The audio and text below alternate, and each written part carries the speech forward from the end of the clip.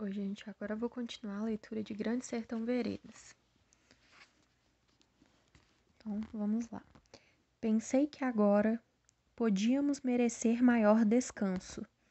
Ah, sim, montar e galopar. Tem mais, tem. Zé Bebelo chamou. Tocamos. Conversando no caminho, eu perguntei. Não sei. E Joca Ramiro? Zé Bebelo tiscou de ombros. Parece que não queria falar naquele. Daí me deu um gosto, de menor maldade, de explicar como era fabuloso o estado de Joca Ramiro, como tudo ele sabia e provia, e até que trazia um homem só para o ofício de ferrador, com a tendinha e as ferramentas, e o tudo mais versante aos animais. O que ouvindo Zé Bebelo esbarrou. Ah, é uma ideia que vale, ora veja, isso a gente tem de conceber também. É um bom exemplo para se aproveitar. Ele atinou. E eu, que já ia contar mais do diverso, das peripécias que meu padrinho dizia que Joca Ramiro inventava no dar batalha, então eu como me consertei em mim e calei a boca.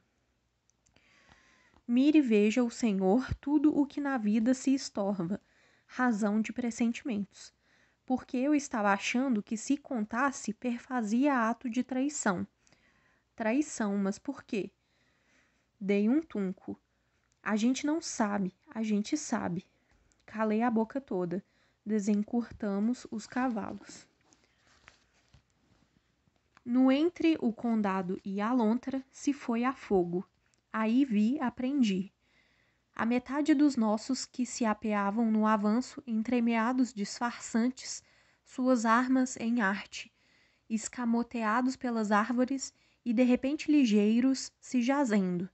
Para o rastejo, com as cabeças farejavam toda a vida. Aqueles sabiam brigar desde nascença? Só avistei isso um instante, sendo que, seguindo Zé Bebelo, reviramos volta para o Gamaleiras, onde houve o pior. O que era o bando do Ricardão, que quase próximo, que cercamos, para acuar só faltando cães, e demos inferno. Se travou. Tiro estronda muito no meio do cerrado. Se diz que é estampido, que é ribombo. Tive a noção de que morreram bastantes. Vencemos. Não decide meu animal. Nem prestei, nem estive no fim, como a galope se desabriu.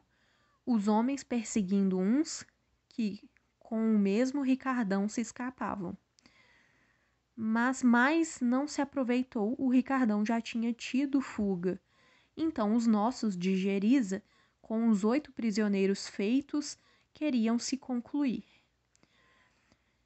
De jeito nenhum, epa, não consinto covardias de perversidade. Zé Bebelo se danou. Apreciei a excelência dele no sistema de não se matar. Assim eu quis que o ar de paz logo revertesse, o alimpado, o povo gritando menos. Aquele dia tinha sido forte coisa. De longe e sossego eu careci, demais. Se teve pouco. Arranjado o preciso, só se tomou prazo breve, porque recombinaram por diante os projetos e desarrancamos para a terra fofa, quase na demarca com o grão-mogol. Mas lá não cheguei. Em certo ponto do caminho, eu resolvi melhor minha vida. Fugi. De repente, eu vi que não podia mais. Me governou um desgosto. Não sei se era porque eu reprovava aquilo, de se ir com tanta maioria e largueza, matando e prendendo gente, na constante brutalidade. Debelei que descuidassem de mim, restei escondido retardado. Vim-me. Isso que, pelo ajustado, eu não carecia de fazer assim. Podia chegar perto de Zé Bebelo. Desdizer. Desanimei, declaro de retornar para o curralim. Não podia? Mas, na hora mesma em que eu a decisão tomei, logo me deu um enfaro de Zé Bebelo, em trosgas, a conversação. Nem eu não estava para ter confiança nenhuma em ninguém. Ah, bem, me fugi e mais não pensei exato, só isso. O senhor sabe, se desprocede, a ação escorregada e aflita, mas sem substância narrável. Meu cavalo era bom, eu tinha dinheiro na algibeira, eu estava bem armado, virei vagaroso. Meu rumo mesmo era o do mais incerto. Viajei, vim, acho que eu não tinha vontade de chegar em nenhuma parte. Com 20 dias de remanchear e sem as trapalhadas maiores, foi que me encostei para o Rio das Velhas, à vista da barra do córrego Batistério. Dormi com uma mulher que muito me agradou. O marido dela estava fora, na redondeza. Ali não dava maleita. De manhã cedo a mulher me disse: meu pai existe daqui a quarto de légua. Vai, lá tu almoça e janta. De noite, se meu marido não tiver voltado, eu te chamo, dando avisos. Eu falei: você acende uma fogueira naquele alto. Eu enxergo, eu cá venho. Ela falou: ao que não posso, alguém mais avistando havia de poder desconfiar. Eu falei: assim mesmo eu quero. Fogueira, uma fogueirinha de nada. Ela falou: quem sabe eu acendo. Agentes sérios, nem se sorrindo. Aí eu fui. Mas o pai dessa mulher era um homem finório de esperto, com jeito de tirar da gente a conversa que ele constituía. A casa dele, espaçosa, casa de telha e caiada, era na beira, ali onde o rio tem mais croas. Se chamava Manuel Inácio, Malinácio dito, e geria uns bons pastos, com cavalhada pastando e os bois. Me deu almoço, me pôs em fala. Eu estava querendo ser sincero, e notei que ele no falar me encarava e no ouvir piscava os olhos. E quem encara no falar, mas pisca os olhos para ouvir, não gosta muito de soldados. Aos poucos então contei que do Zé Bebelos não tinha querido fazer parte, o que era a valente verdade. E Joca Ramiro? Ele me perguntou. Eu disse, um pouco por me engrandecer e por minha prosa, que já tinha servido Joca Ramiro, e com ele conversado, que mesmo por isso é que eu não podia ficar com Zé Bebelo, porque meu seguimento era por Joca Ramiro, em coração, em devoção. E falei no meu padrinho Celorico Mendes, e em Aloís e Alarico Totonho, e de como foi que Joca Ramiro pernoitou em nossa fazenda do São Gregório. Mais coisas de certo eu disse, e aquele homem malináceo me ouvia, só se fazendo de sossegado. Mas eu percebi que ele não estava.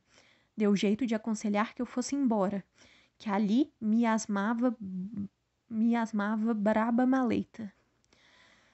Não aceitei. Eu queria esperar para ver se a fogueira, por minha sorte, se acendia. Eu tinha gostado muito da filha dele casada. Por um instante o sabido do homem se tardou no que fazer, mas eu, requerendo um lugar para armar minha rede na sombra e descansar, eu disse que não andava bem de saúde. Isso pareceu ser de seu agrado. Me levou para um quarto onde tinha um giral com enxergão. Me botou lá à vontade, fechou a porta. Ferrei, abraçado com minhas armas. Acordei só no aquele malinácio me chamando para jantar. Cheguei na sala e dei com outros 3 homens. Disseram de si que tropeiros eram e estavam assim vestidos e parecidos. Mas o malinácio começou a glosar e reproduzir minha conversa tida com ele. Disso desgostei. Segredos frescos contados não são para todos. E o arrieiro, dono da tropa, que era o de cara redonda e pra clara, me fez muita interrogação. Não estive em boas cócoras. Construí de desconfiar, não do fato dele tal encarecer, pois todo tropeiro sempre muito pergunta, mas do jeito como os outros 2 ajudavam aquele a me ver, de tudo perseverado tomando conta. Ele queria saber para onde eu mesmo me ia além. Queria saber por quê, se eu punia por Joca Ramiro e estava em armas, Por que então eu não tinha caçado o jeito de trotar para o norte, a fito de com o pessoal Ramiros me juntar?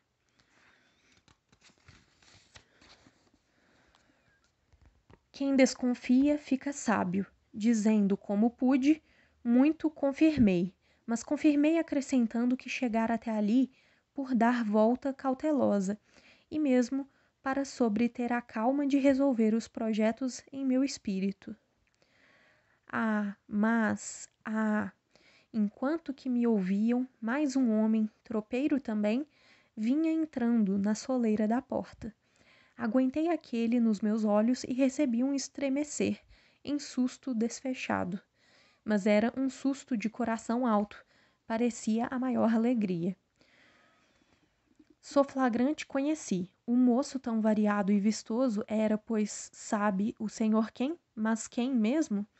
Era o menino, senhor sim, aquele do Porto do de Janeiro, daquilo que lhe contei, o que atravessou o rio comigo numa bamba canoa toda a vida.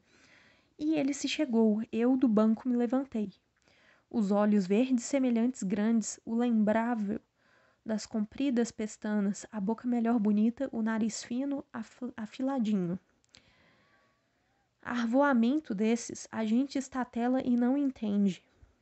Que dirá o senhor, eu contando só assim? Eu queria ir para ele, para abraço, mas minhas coragens não deram, porque ele faltou com o passo num rejeito de acanhamento. Mas me reconheceu, visual, os olhos nossos donos de nós dois. Sei que deve ter sido um estabelecimento forte, porque as outras pessoas o novo notaram. Isso no estado de tudo percebi. O menino me deu a mão, e o que a mão diz é o curto. Às vezes pode ser o mais adivinhado e conteúdo. Isto também. E ele como sorriu. Digo ao Senhor, até hoje para mim está sorrindo. Digo, ele se chamava o Reinaldo. Para que referir tudo no narrar? Por menos e menor? Aquele encontro nosso se deu sem o razoável comum, sobrefalseado, como do que só em jornal e livro é que se lê. Mesmo o que estou contando, depois é que eu pude reunir, relembrado e verdadeiramente entendido, porque enquanto coisa assim se ata, a gente sente mais é o que o corpo a próprio é, coração bem batendo, do que o real roda e põe diante. Essas são as horas da gente, as outras de todo o tempo são as horas de todos. Me explicou o compadre meu Quelemem, que fosse como sendo o trivial do viver feito uma água, dentro dela se esteja e que tudo ajunta e amortece. Só rara vez se consegue subir com a cabeça fora dela, feito um milagre. Peixinho pediu. Por quê? Diz que direi ao Senhor o que nem tanto é sabido. Sempre que se começa a ter amor a alguém, no ramerrão, o amor pega e cresce é porque de certo a gente quer que isso seja e vai na ideia querendo e ajudando. Mas quando é destino dado maior que o miúdo, a gente ama inteiriço fatal, carecendo de querer, e é um só facear com as surpresas. Amor desse cresce primeiro, brota é depois. Muito falo, sei, caceteio, mas porém é preciso. Pois então o Senhor me responda, o amor assim pode vir do demo? Poderá? Pode vir de um que não existe? Mas o Senhor calado convenha, peço não ter resposta, que senão minha confusão aumenta. Sabe, uma vez no Tamanduatão, no barulho da guerra, eu vencendo, aí estremeci num relance claro de medo. Medo só de mim, que eu mais não me reconhecia. Eu era alto, maior do que eu mesmo, e de mim mesmo eu rindo, gargalhadas dava. Que eu de repente me perguntei para não me responder. Você é o rei dos homens? Falei e ri. Rinchei, feito um cavalo bravo. Desfechei. Ventava em todas as árvores, mas meus olhos viam só o alto tremer da poeira. E mais não digo. Chus, nem o senhor nem eu, ninguém não sabe. Conto, Reinaldo, ele se chamava. Era um menino do Porto, já expliquei. desde que ele apareceu, moço e igual, no portal da porta, eu não podia mais, por meu próprio querer, ir me separar da companhia dele, por lei nenhuma. Podia, o que entendi em mim, direito como se, no reencontrando àquela hora aquele menino moço, eu tivesse acertado de encontrar para todo o sempre as regências de uma alguma a minha família.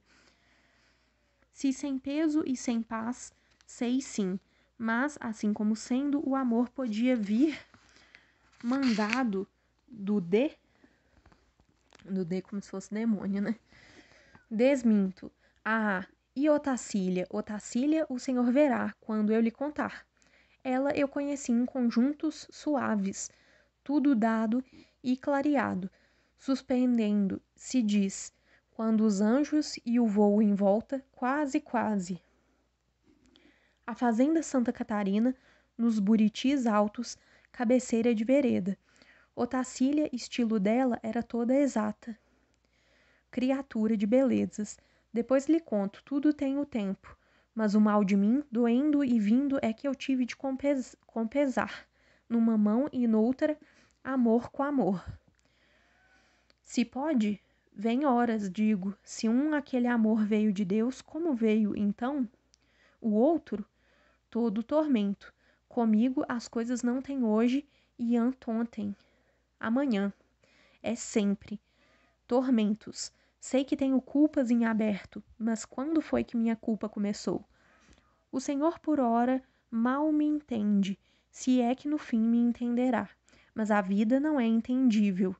Digo, afora esses dois e aquela mocinha Nhorinhá, da Aroeirinha, filha de Ana dos Usa, eu nunca supri outro amor, nenhum. E Nhorinhá eu de amei no passado, com um retardo custoso. No passado eu digo e sei, sou assim. Relembrando minha vida para trás, eu gosto de todos. Só curtindo desprezo e desgosto é por minha mesma antiga pessoa.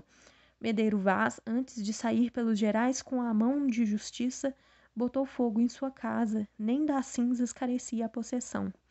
Casas, por ordem minha aos brandados, eu incendiei.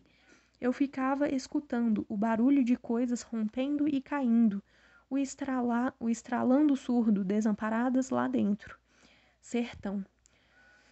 Logo que o reinado me conheceu e me saudou, não tive mais dificuldade em dar certeza aos outros de minha situação.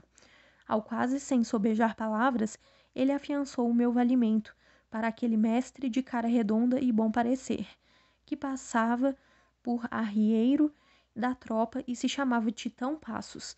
De fato, tropeiros não eram, eu soube, mas pessoal brigal de Joca Ramiro. E a tropa, essa que se estava para seguir, porquanto para o norte, com os 3 lotes de bons animais, era para levar munição. Nem tiveram mais prevenimento de esconder isso de mim. Aquele Malinácio era o guardador, com as munições bem encobertadas. Defronte da casa dele mesmo, e para cima e para baixo, o rio possuía as croas de areia, cada qual com o seu nome, que os remadores do das velhas botavam, e que todos tanto conheciam.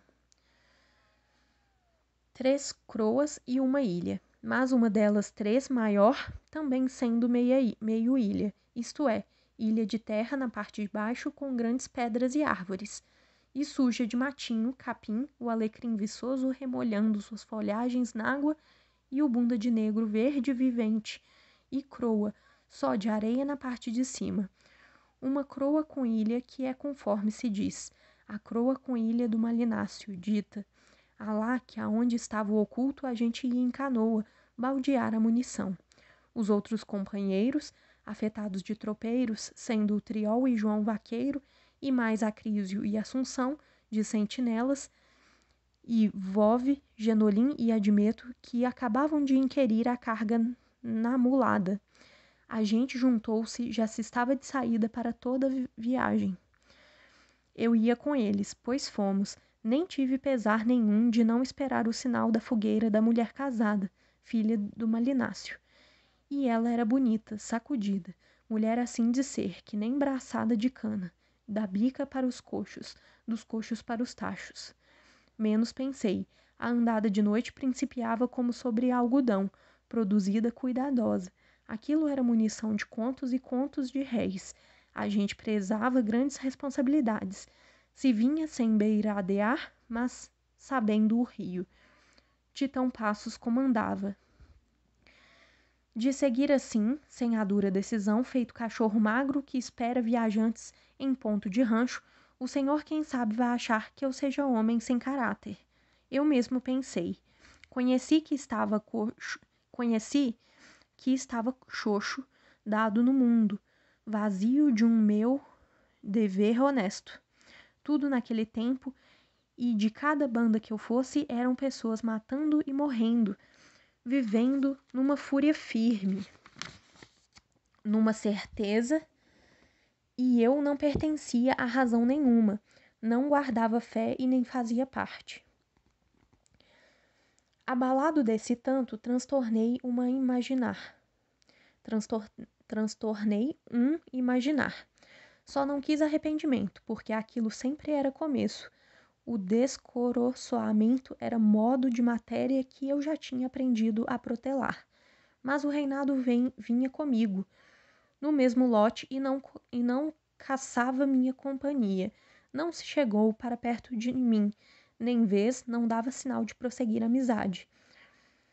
A gente descarecia de cuidar dos burros, um por um, enfileirados naquela paciência. Na escuridão da noite, eles tudo enxergavam.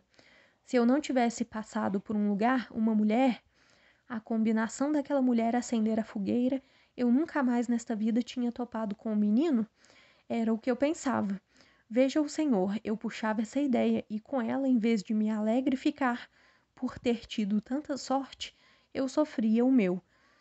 Sorte? O que Deus sabe, Deus sabe.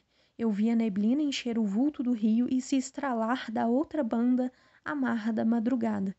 Assaz, as seriemas para trás cantarem. Ao que esbarramos num sítiozinho, se avistou um preto, o preto já levantado para o trabalho, descampando o mato. O preto era nosso, fizemos paragem. Então, vou parar por aqui, né? E a gente continua no próximo vídeo a leitura de Grande Sertão Veredas.